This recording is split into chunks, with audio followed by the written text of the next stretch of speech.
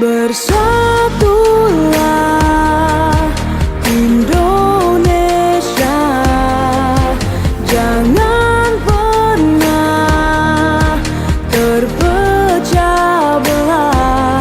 Walau kita berbeda, walau kita tak sama, Radio Republik Indonesia, kita Indonesia sesungguhnya.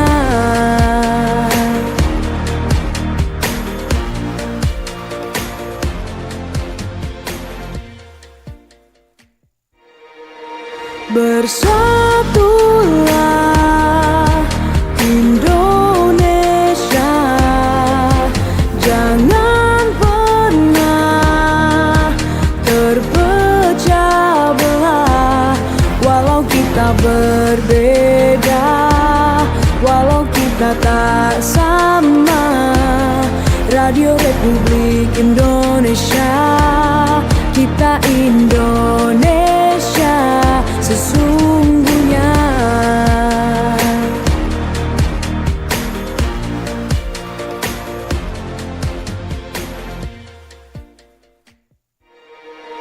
Bersatulah Indonesia, jangan pernah terpecah belah. Walau kita berbeda, walau kita tak sama, Radio Republik Indonesia, kita Indonesia sesungguhnya.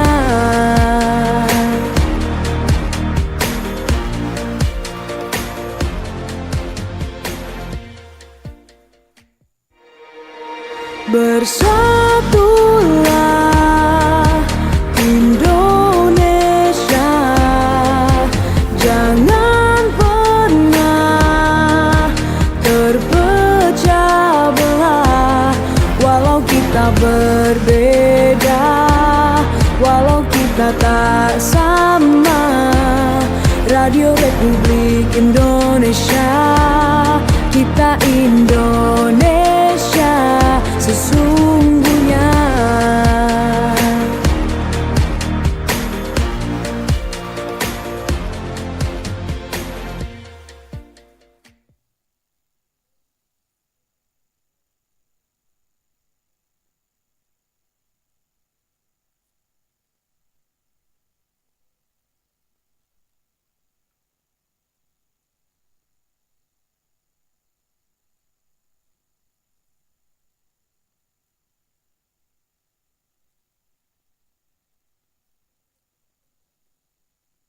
.co.id dan juga aplikasi RRI Digital. Ya, dan pendengar, seperti yang sudah kami informasikan sebelumnya ya. Oke, seperti yang sudah kami informasikan sebelumnya, siang ini kita akan, ya Anda akan ikuti dialog khusus ya, resensi buku. Kita akan membahas, mengupas tuntas ini terkait dengan buku karya seorang penulis dan juga seorang budayawan. Ada Pak Rainer ya, Emio Ointu. Beliau juga selain sebagai seorang budayawan juga sebagai seorang fiksiwan ya. Buku yang berjudul Tuhan dan Senjakala Kebudayaan. Ya, beliau sudah hadir di studio kami di kesempatan siang hari ini. Selamat siang Pak Rainer. Selamat siang. Ya, kabar gimana Pak Rainer? Sehat dan tetap optimis. Tetap optimis, oke. Perjalanan lancar tadi ya?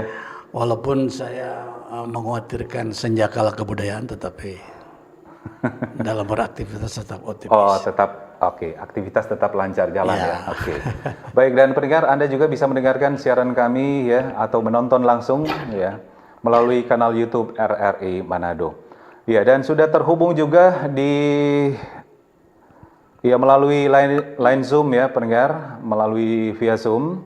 Ini jauh-jauh dari Bandung ya. Beliau sebagai seorang kritikus sastra dan juga ahli semiotika. Ada Pak Narudin Pituin ya. Selamat siang Pak Narudin Pituin. Masih pagi kayaknya di Bandung. Oh, Oh iya, pagi. iya pagi ya Bisa kalau iya benar. Suara saya bisa terdengar dengan baik di Bisa sana? sangat jelas terdengar, Pak. Iya. Terdengar. Mohon maaf, ini biar lebih akrab saya panggil apa nih, Pak? Pak Kang Narudin, Kang Narudin. Kang Narudin, Iya, oke. Kang, sudah. Kang Narudin, oke. Baik, selamat pagi ya. Kalau di Bandung masih pagi nih ya. Kang Narudin, oke. Apa kabar ini, Kang? Kumaha, kumaha tuh. Kumaha tuh? Saya terima kasih nuhun. Baik ya, Atos, oke. atos. Oke, kalau di Bandung gimana kondisi cuaca di sana, Kang? Ya, cuacanya banjir cinta. Banjir cinta. Ya. Luar biasa. Oke, baik. Kita akan mengupas tuntas ini terkait dengan resensi buku untuk buku yang ditulis oleh seorang penulis dan juga budayawan, Pak Reiner Ointu, dengan judul Tuhan dan Senjakala Kebudayaan. Dan pendengar serta pemirsa, kami akan kasih kesempatan nanti ya untuk sesi interaktif. Anda bisa bertanya seputar buku ini ya, baik melalui SMS, WhatsApp, dan juga line telepon di 0821 9583 5080. Oke, saya ke Pak Reiner dulu ini. Pak Reiner, ini kalau dilihat dari karya Anda ini, sudah berapa lama buku ini ditulis, dibuat? Saya punya tradisi sejak 2000. Sebagai seorang penulis ya? Ya, 2018. Sejak 2018 saya membuat tradisi setiap ulang tahun saya.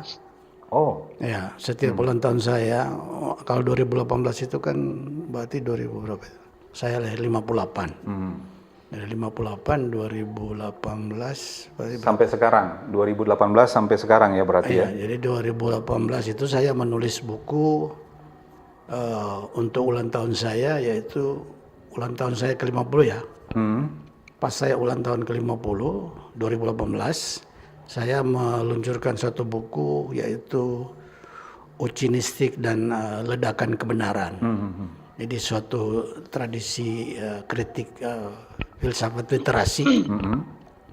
Jadi gaya penulisan saya selalu mempopulerkan pemikiran-pemikiran yang filosofis gitu.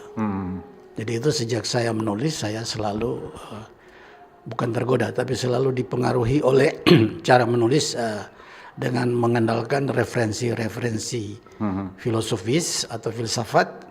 Lalu kemudian saya bikin sedemikian rupa dia menjadi populer dan itu menjadi stilistika saya sendiri. Oke. Jadi dari 2018 sampai tahun kemudian, ini setelah kurang lebih 7 2018, tahun ya?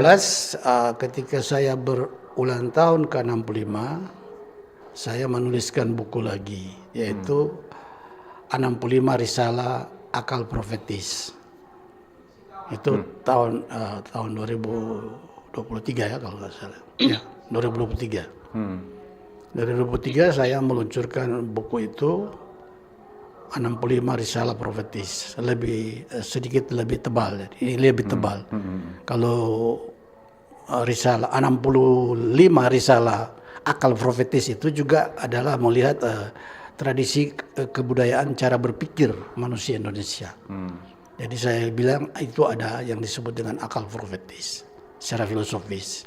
Lalu kemudian 2024 karena pas ulang tahun saya yang ke-66 dan waktu itu pas 30 tahun saya menikah dengan istri saya yang bermarga Sigar itu. Nah, saya menuliskan 33 esai pernikahan dan 66 puisi eulogia usia. Jadi usia saya kan 66, lalu pernikahan saya 30. Nah, tahun 2025 ini usia saya ke-67, saya menuliskan risalah ini 67 risalah kritik epistemologi dan ontologi dan jadi saya sebutkan senjakala Tuhan dan senjakala kebudayaan karena saya melihat proses peradaban manusia itu sedang menghadapi masa yang saya sebut senjakala kebudayaan. Nah, sebetulnya senjakala kebudayaan ini adalah terinspirasi dari drama saya lupa penulisnya, senjakala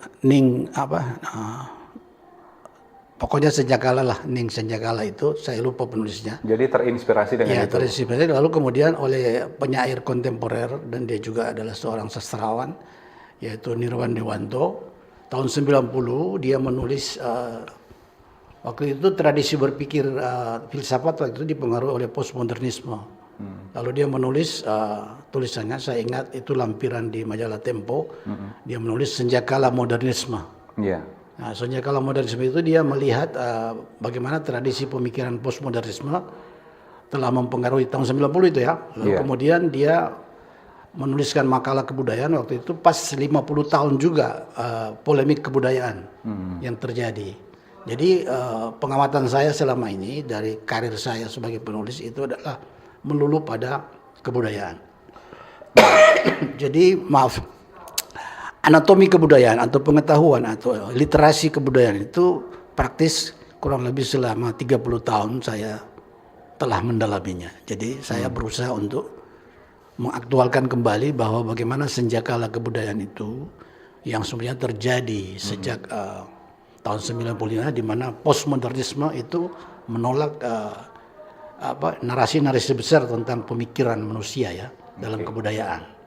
Jadi pemikiran manusia itu adalah macam-macam kan, ada dari segi sains, ada dari humaniora, yang misalnya dari segi sains ya bisa juga dalam teknologi sekarang yang berkembang teknologi informasi seperti sekarang kita live streaming. Kalau dulu kan kita agak sulit waktu masih audio. Ini sudah menggabungkan audio visual. Semakin berkembang kan ya, sekarang. Ini sekarang kita audio visual dan kita bisa mengundang orang yang dari berjarak jauhnya bisa langsung berinteraksi. Nah itu bagi saya itu adalah satu kemajuan peradaban manusia dengan pendekatan sains. Tetapi di luar sains itu juga ada yang mungkin tidak disebut sebagai sains ketat ya, tapi dia disebut sebagai science fiction.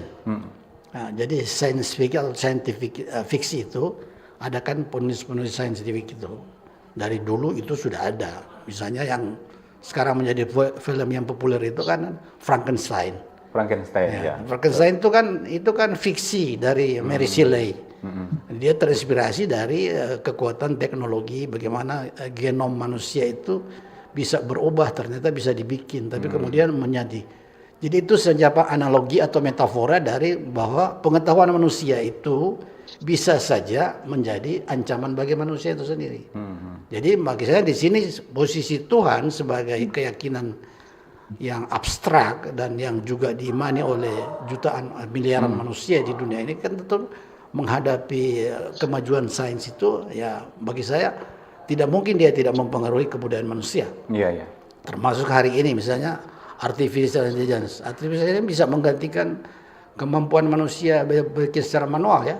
Jadi teknologi itu sebetulnya itu saya lihat bahwa Tuhan di sini dalam sebagai prime omnipotent, sebagai kekuatan yang besar itu ya dia bisa mengekspresikan diri pada kekuatan-kekuatan yang lain seperti sains misalnya, di mana dia juga akhirnya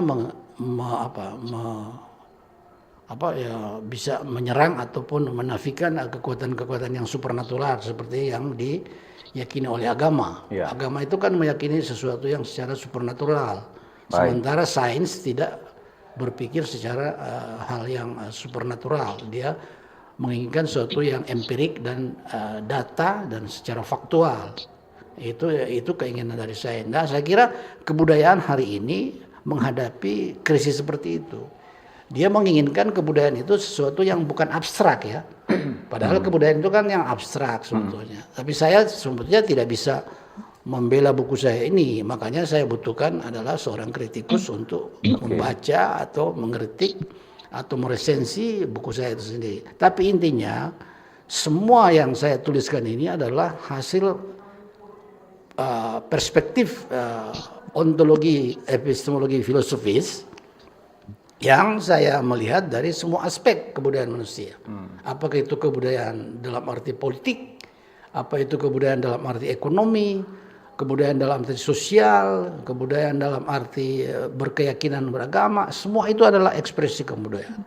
Karena saya meyakini, karena kutipan dari Horatius Coentes itu atau yang dikutip oleh Louis, dia menyebutkan dalam bahasa Latin omni cultura ex cultura. Jadi semua itu bersumber dari kebudayaan, jadi menjadi berakhir juga pada kebudayaan. Jadi omni cultura artinya kebudayaan itu, seluruh kebudayaan itu berasal dari kebudayaan itu sendiri. Itu. Jadi manusia bergerak tanpa kebudayaan. Tapi dasar dari satu kebudayaan itu menurut saya adalah bahasa.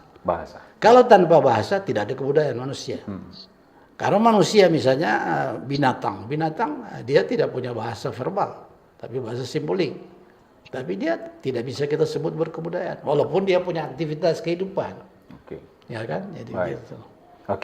Saya kira itu secara garis besar bahwa saya meninjau semua aspek yang berkembang dalam kehidupan manusia, dalam memandang kehidupan ini, tetapi tentu tidak melupakan fondasi dari kebudayaan manusia adalah Tuhan.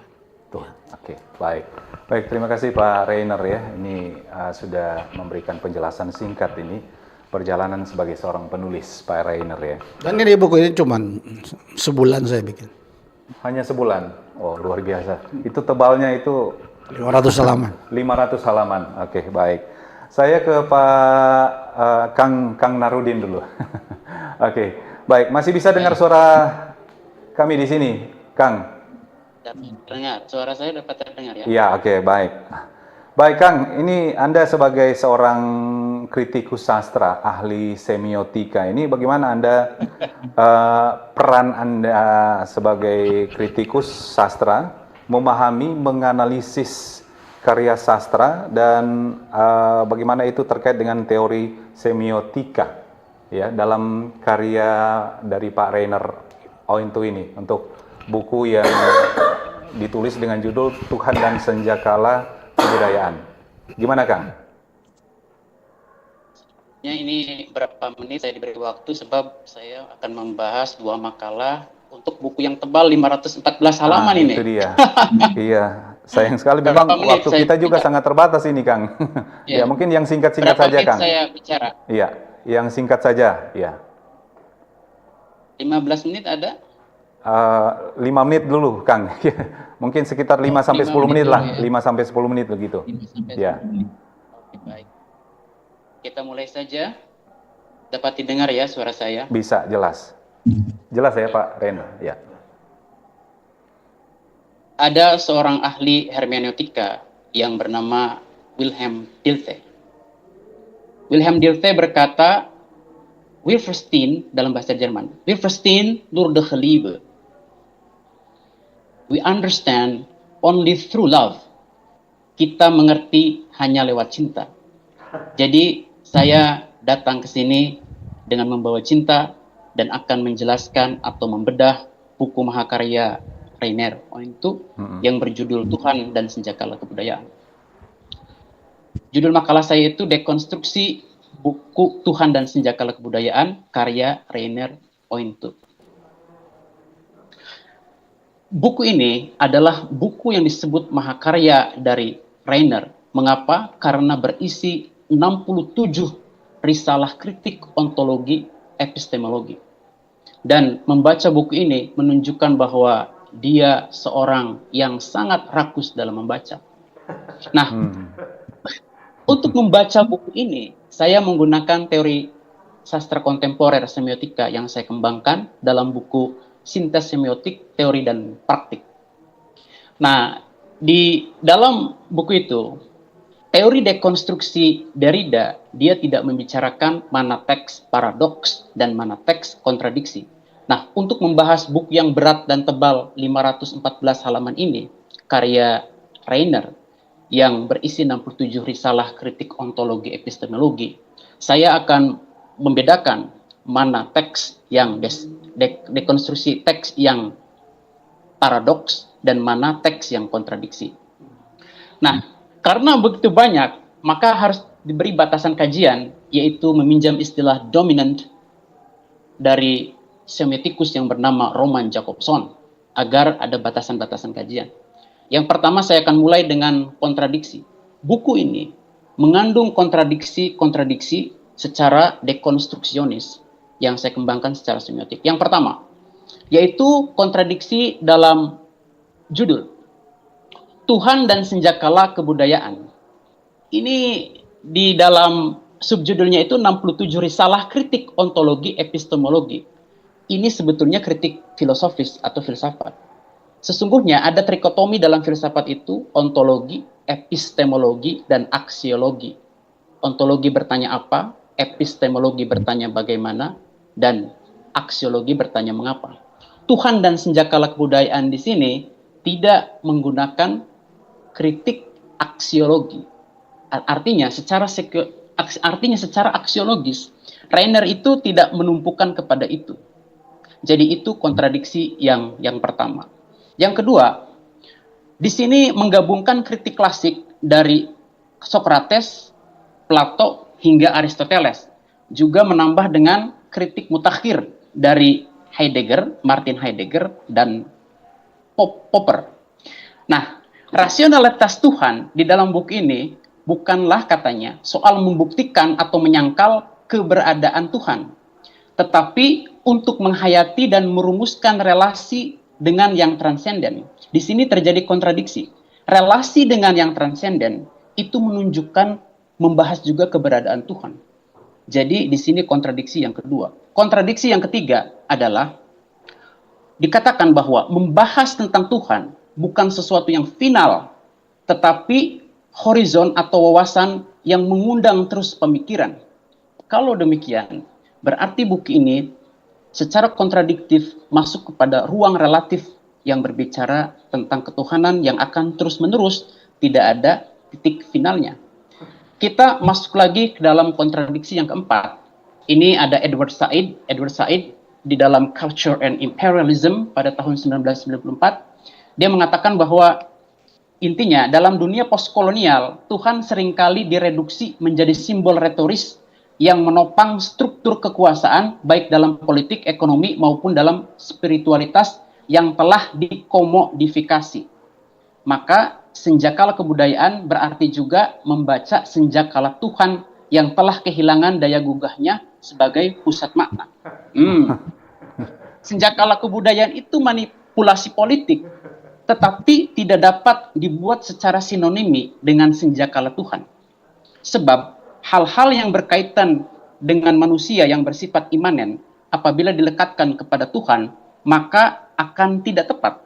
Oleh sebab itu, di sini telah terjadi kontradiksi. Tuhan telah kehilangan daya gugahnya sebagai pusat makna.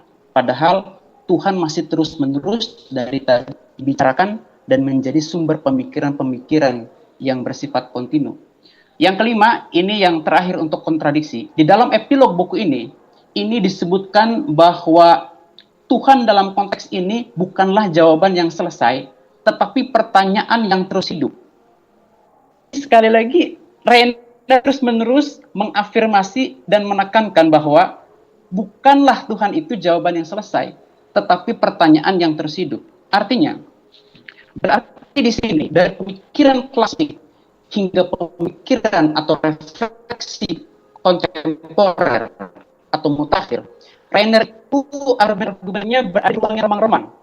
Keterpengaruhan dari pemikir yang klasik dengan pemikiran yang kontemporer atau mutakhir. Saya meminjam tokoh yang bernama Michel Foucault. Michel Foucault adalah seorang post-strukturalis, aliasnya post-strukturalisme. Di situ ada istilah dissented, terlepas. Jadi Rainer ini terlepas dari titik pusat atau pokok ketuhanan yang hakiki atau absolut, menuju ruang-ruang teologis yang relatif lagi. Nah, jadi di sini dalam teks kontradiksi yang saya kaji secara semiotika yang pertama ini, dari teks kontradiksi, Rainer itu adalah pemikir post-strukturalis yang membuat ruang-ruang teologis menjadi relatif seperti descendantnya cukup. Jadi dengan demikian ini dapat terjadi karena dasar atau basis dari filsafat ini yang berjudul Tuhan dan Senjakala Kebudayaan yang berisi 60 salah. Itu bukan ontologi epistemologi tanpa menggunakan aksiologi. Aksiologi adalah batasan moral atau etika untuk memantau ontologi dan epistemologi ini.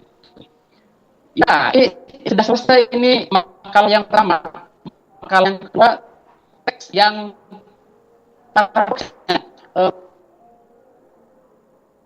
apakah saya melanjutkan atau dihentikan dahulu?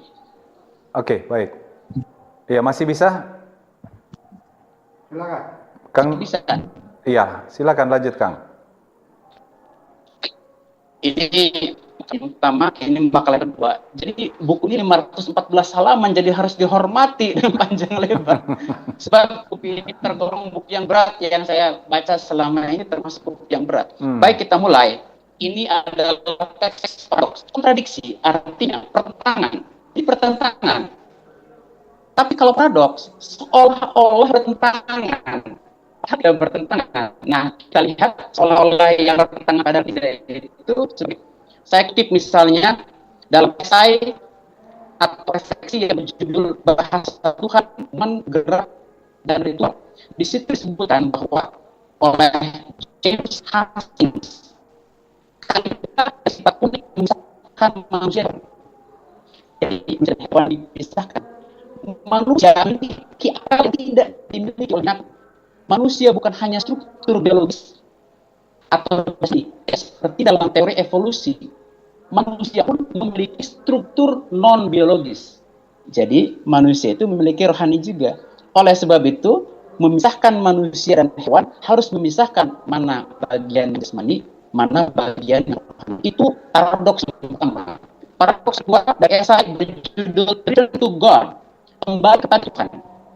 Itu kata-kata seperti refleksi atas relevansi Tuhan dalam dunia yang dikuasai algoritma dan kecerdasan AI. Begini disampaikan oleh Pak Rainer. Ciptaan manusia dan ciptaan Tuhan itu berbeda. AI atau algoritma pun dikendalikan oleh manusia. Jadi yang harus digarisbawahi, AI bukan hebat AI-nya, tetapi manusia yang mengendalikan AI itu, dan manusia dikendalikan oleh Tuhan. Tidak dua tahap itu. AI tidak hebat, tapi dikendalikan oleh manusia yang hebat, dan manusia dikendalikan oleh Tuhan di atasnya. Oke. Jadi iman dikendalikan oleh yang transenden. Iya, baik, Kang. Iya, oke. Ya, terima kasih, Kang, ya, walaupun mungkin komunikasi agak terganggu ya untuk siang ini. Tapi masih standby ya, Kang, ya. Oke, saya ke Pak Rainer lagi nih. Pak Rainer ini judulnya menarik ya. Ini Kang Narudin saja mengatakan tadi, wah ini judulnya memang berat ya. Nah, ini kalau dilihat dari konsep senjakala kebudayaan dalam buku ini itu dihubungkan dengan pemahaman tentang Tuhan yang dipaparkan. Nah, apakah ada titik temu antara konsep ini dengan konteks kesejarahan budaya lokal kita ini? Sebagai pemikiran ya, atau kita pun siapapun sebetulnya itu, mau dia orang awam atau dia orang yang ahli, bagi saya dia tetap memiliki otoritas untuk berpikir. Soal kelebihan keterbatasannya itu, ya itu justru menjadi ukuran bagi kita untuk mengapresiasi dia, bukan menilai bagi saya, itu beda.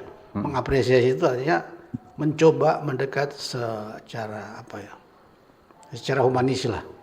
Karena kita tidak mungkin untuk mendekatkan kita dengan orang lain itu dengan konsep yang sudah kita pegang secara ketat misalnya saja ya. Keyakinan akan Tuhan itu kan bagi saya akan menjadi relatif.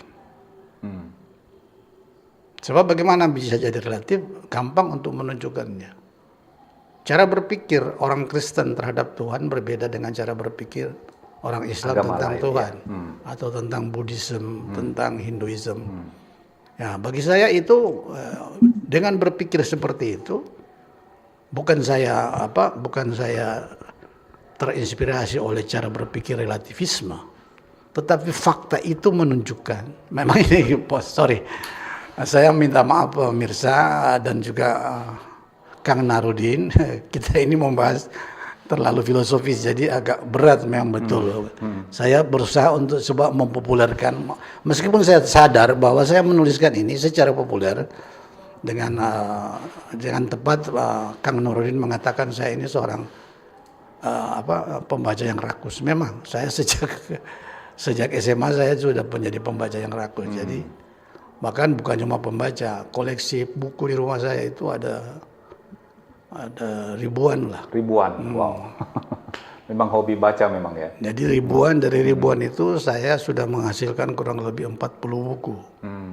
Nah ini mungkin buku yang ke-40. Jadi saya sebagai orang yang berpikir ya, saya tidak mendakukan diri saya sebagai seorang filosof, tapi sebagai orang yang selalu berpikir atau menggunakan pemikiran di dalam beraktivitas atau di dalam kebudayaan lah. Kebudayaan itu pengertiannya saya luas. Kebudayaan itu bukan hanya kesenian, bukan hanya musik. Semua aktivitas manusia itu seperti saya tegaskan dari awal kan, omnikultura, ekskultura. Semua itu kita berkebudayaan lah, begitu. Walaupun secara etimologi kita bisa jelaskan, tapi paling tidak saya menyederhanakan kebudayaan itu adalah aktivitas manusia. Aktivitas, ya. Aktivitas manusia terhadap apa? Terhadap apa saja yang dia. Aktivitas menjadi tradisi. Ya, gitu ya. jadi dia beraktivitas, kemudian dia menjadi tradisi, dan kemudian dia menjadi budaya. Nah, dalam budaya itu sebetulnya terkandung apa yang disebut dengan values. Jadi ada seorang antropolog, kalau saya ingat namanya Marvin Harris, dia pernah menulis buku Cultural Materialism. Dia mengatakan kebudayaan itu hanya adalah cuma dua aspek saja menurut dia. Kebudayaan pertama, the way of thinking dan the way of life. Dari cara orang berpikir dan cara orang bertindak. Jadi itu menurut Marvin Harris. Jadi seperti itu dia merumuskan ya kebudayaan materialis juga itu bersumber dari dua itu. Seperti kita hari ini bercakap-cakap, kita menggunakan teknologi radio dan segala macam itu, ya itu juga aktivitas kebudayaan.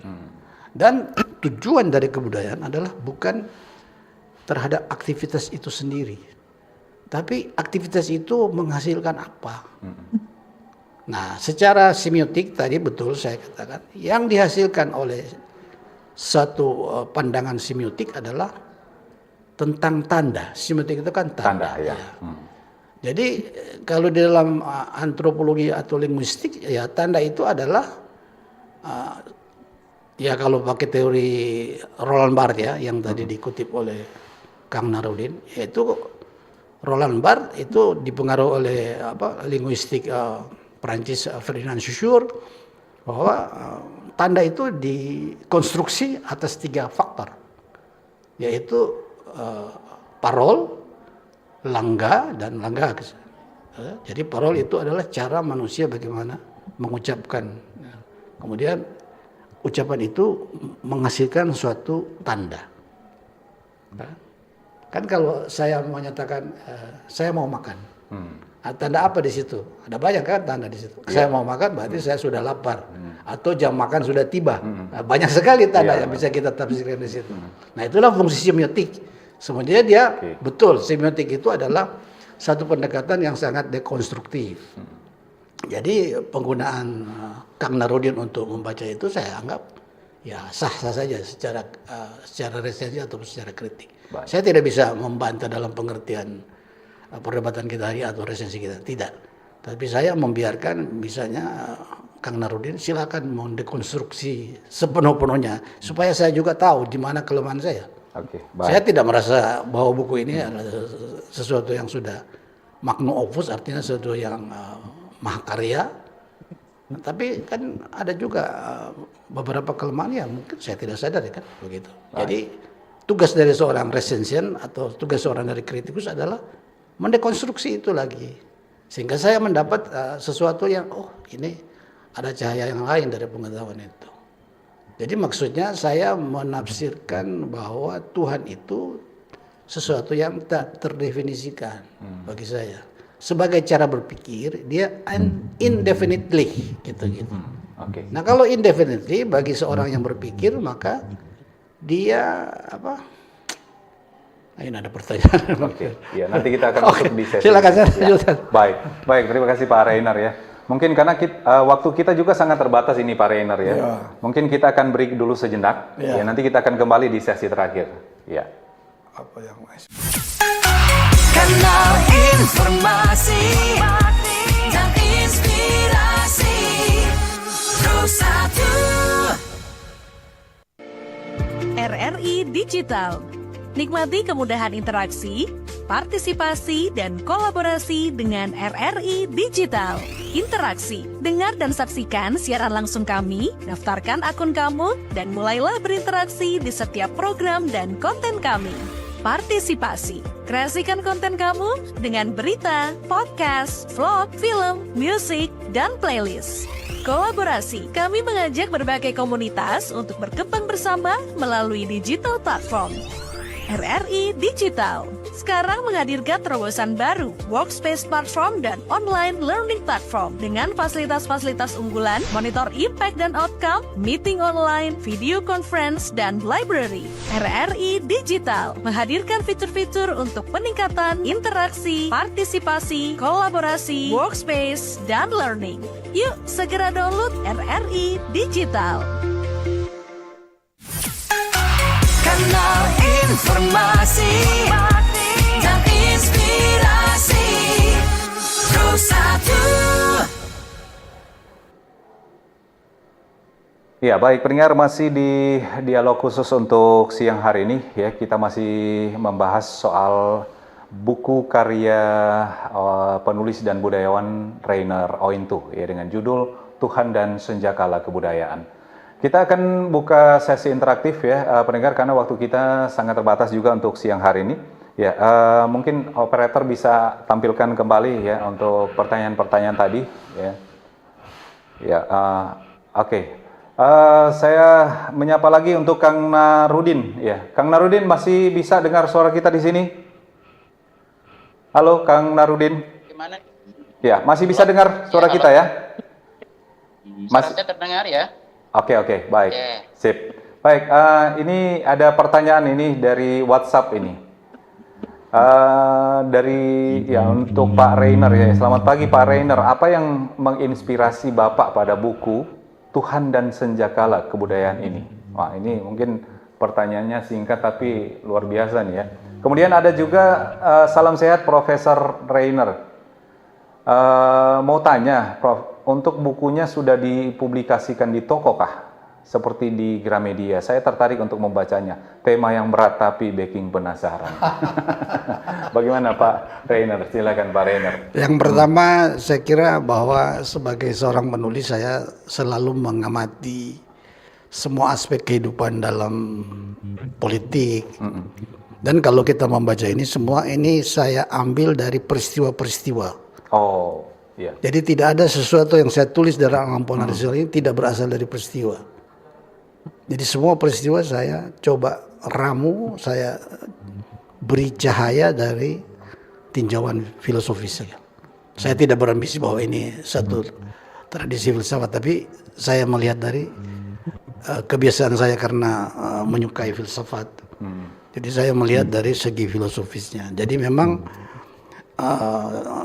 cara berpikir atau cara menulis secara filosofis itu selalu bersumber dari adanya rasa keinginan tahu atau kuriositas yang selalu mengganggu kehidupan saya sebagai seorang yang disebut oleh orang sebagai budayawan, tapi sekarang saya menggunakan kata fiksiowan.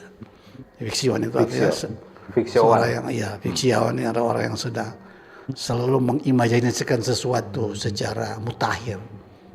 Apakah itu tentang Tuhan, apakah itu tentang politik.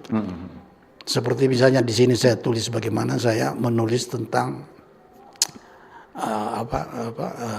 kasus yang terlalu menyerap energi bangsa kita ini terhadap ijazah palsu yang dituduh palsu oleh seorang presiden, bekas presiden. Nah itu saya lihat dari saya bahwa betapa kalau dilihat dari tradisi filosofis atau dari nilai kebudayaan, betul saya menggunakan kembali kritik dari Kang Narudin bahwa betapa bangsa ini telah dilakukan suatu bukan saja dekonstruksi menurut saya, tapi telah terjadi destruktifikasi terhadap kebudayaan ini. Apa destruktifikasi kebudayaan? Kalau saya meminjam dari Eric Fromm, itu adalah kebudayaan telah menjadi alat politik bagi negara. Kalau kita lihat presiden itu sebagai simbol negara, maka dia telah digunakan oleh negara untuk mendestruktifikasi, tidak hanya mendestruktifikasi artinya membuat kehidupan bangsa ini secara destruktif. Destruktif itu artinya merusak. Jadi dengan kasus itu sebetulnya kebudayaan kita, cara berpikir kita, cara bertindak kita telah mengalami destruksi. Kita lihat misalnya dalam kasus ijazah, ada pembela, ada pengkritiknya. Lalu kita mau cari titik tengahnya di mana? Sampai hari ini tidak ada titik tengahnya. Karena kesederhanaan untuk membuktikan itu, bawa saja kan. Ini loh ijazah saya, selesai. Kenapa ini harus disuruh tanggung sedemikian rupa oleh seluruh publik, baik yang kontra maupun tidak. Saya kira ini kebudayaan yang saya anggap inilah bagian dari senjakala kebudayaan. Artinya apa? Kalau kebudayaan sudah mengalami senjakala, berarti menurut saya Tuhan tidak ada lagi. Makanya saya menulis di situ, Tuhan tidak ada di dalam selembar ijazah. Ada itu apa? Saya lupa risalah keberapa itu, tapi saya menulis itu. Tuhan tidak ada di dalam ijazah. Jadi Anda bayangkan, kalau dalam sejarah ijazah Tuhan aja tidak ada, artinya kebenaran apa yang kita mau tuju di sana? Fakta empiris apa yang kita inginkan di sana? Atau kebohongan apa yang hendak kita pertahankan di dalam kehidupan ini?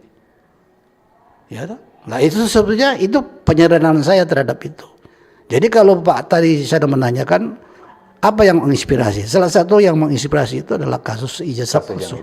Salah satu yang menginspirasi. Karena saya menulis semua kasus-kasus politik, termasuk pernyataan dari Pak Presiden Pak Lundasmo, istilah-istilah termulisasi, termulionisasi itu, saya mengkritik itu secara filosofis. Jadi itu yang saya maksud. Senjakala itu artinya manusia di dalam fakta kehidupannya telah mengalami kemerosotan. Kemerosotan apa? Banyak. Kemerosotan terhadap menilai tentang sesuatu yang lebih benar atau lebih baik. Kemerosotan terhadap sesuatu yang bersifat etis tidak ada lagi. Dan itu begitu masif terjadi. Karena kenapa masif? Karena teknologi ini memudahkan manusia untuk melakukan destruktifikasi tadi. Itu sebetulnya Pak yang menginspirasi saya. Itu yang menginspirasi ya. Nah, kalau tadi pertanyaan kedua adalah apakah sudah, ini tidak masuk di toko-toko buku komersial seperti Gramedia, tapi lebih saya jual secara online. Oh, secara online. Ya. Dijual secara Iya, pribadi ya. jadi secara online bisa dipesan nanti ada dari penerbit saya itu akan membuka ruang untuk menjual itu secara online. Itu apakah sudah di online? Apakah sudah mulai penjualannya atau baru mau dijual? Ya? Baru mau dijual. Karena dijual. ini kan baru di launching gitu. Ditunggu saja ya. Oke. Baik. Ya, ini kita ke YouTube lagi ini. Ini mengenal Tuhan, dan Tuhan itu ada di mana-mana sebagai kesadaran universal atau melalui ciptaannya. Memahami diri sendiri termasuk kelemahan dan keterbatasan kita, dapat menuntut pada kesadaran akan kekuatan dan kekuasaan Allah yang maha kuat dan maha kuasa. Sementara itu pemahaman akan di mana Tuhan secara fisik diperdebatkan, tetapi secara spiritual Tuhan ada di setiap tempat melalui pengetahuan dan pengawasannya. Ya. Ini cuma menanggapi ini dari Pak Budi di Bitung ya, Pak Rainer. Saya coba karena waktu kita ini sebentar lagi akan berakhir ya. Saya ke Kang Narudin dulu ini, Kang. Termasuk tangkapan tadi. Ya, Kang, halo. Ya, masih bisa dengar suara kita di sini, Kang? Iya. Suara saya, tadi waktu saya menjelaskan dengar semua suara saya ya? Iya, oke. Baik, Kang. Iya. Baik, Kang mungkin ini yang Dengar ya? ya. Kang mungkin ini yang terakhir ini Kang ya. Ini tadi Pak Rainer sudah menyentil soal simbol-simbol. Ya, ini kalau dilihat dari analisis ilmu semiotika ini terhadap simbol Tuhan dan senjakala itu bisa memperkaya bagaimana bisa memperkaya kritikan sastra tentang cara penulisan membangun narasi argumen dan juga sebaliknya. Apa kontribusi elemen sastrawi terhadap pemahaman sistem makna yang dibangun dalam buku ini? Ya, mungkin yang singkat saja, Kang Narudin. Silakan, Kang. Ya. Sementara yang tadi itu ada tukil lembar ijazah. Nah, secara semiotik ada indeksikalitas pokok, ada indeksikalitas tokoh. Nah, tentang masalah ijazah ini, masalah dalam pokok ijazahnya dan juga pada tokohnya. Misalnya Pak Jokowinya sih. Jadi itu bagian dari senjakala kebudayaan juga. Jadi senjakala kebudayaan itu, yang katakan tadi adalah justifikasi dari derajat ketuhanan itu. Jadi Tuhannya sudah dianggap Tuhan itu telah datang dari kancah. Oke. Dan tadi juga ada pertanyaan kan, bagaimana katanya pembedaan antara ruang konkret manusia dan ruang Tuhan abstrak.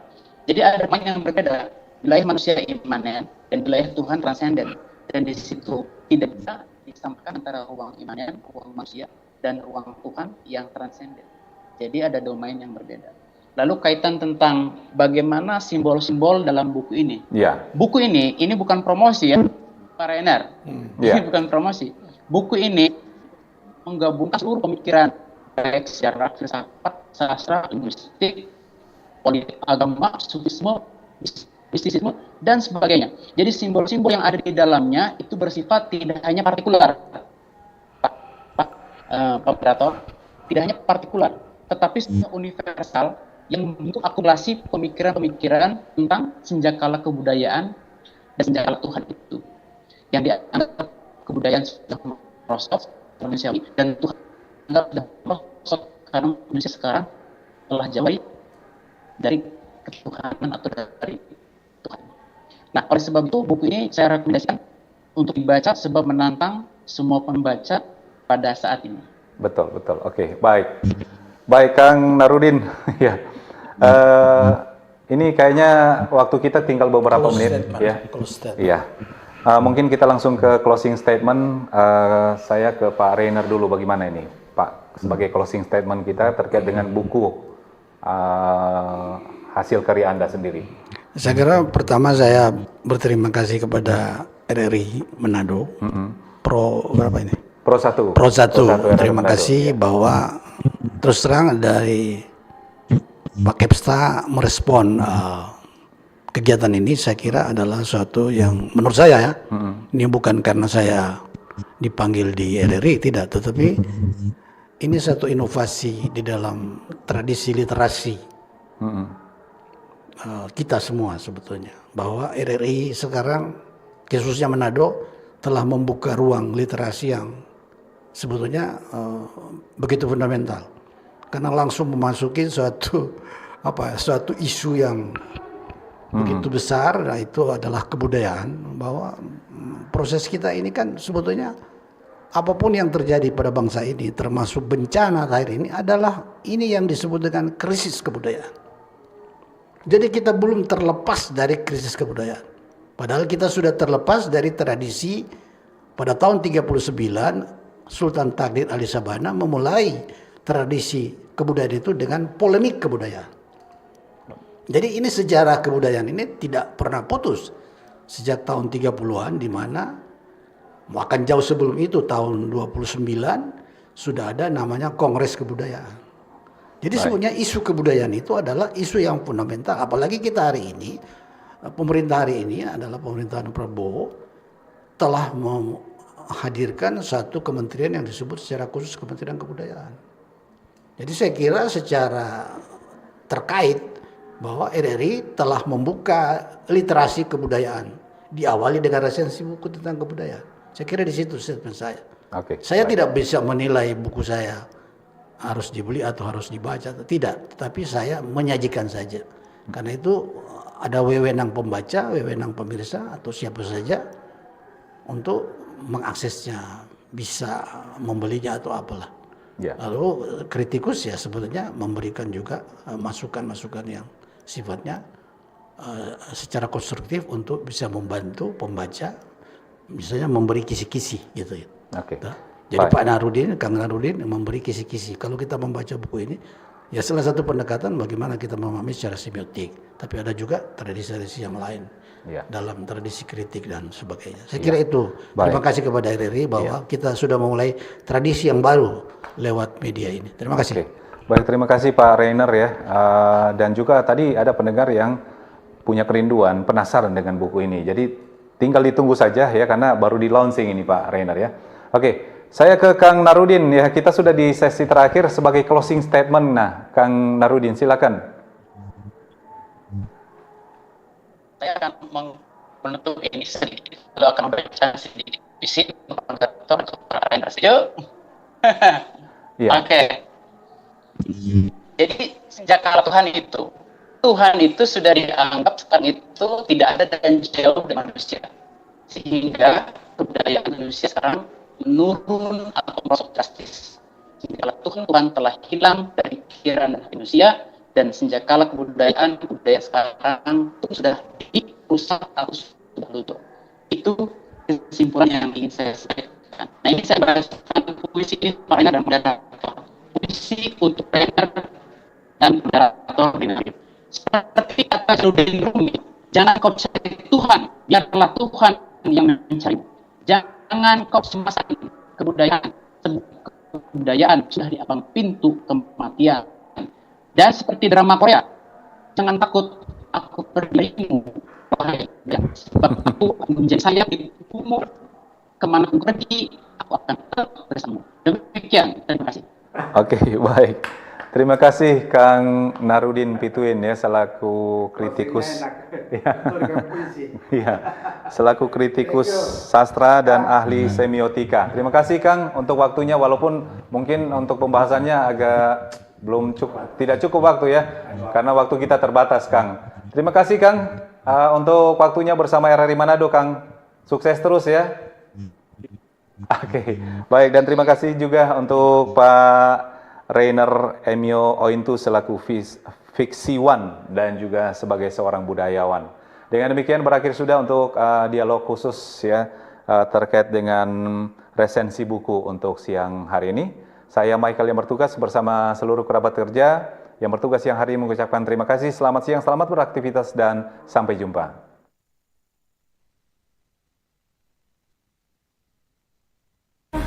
Indonesia, jangan pernah terpecah belah. Walau kita berbeda, walau kita tak sama. Radio Republik Indonesia, kita Indonesia,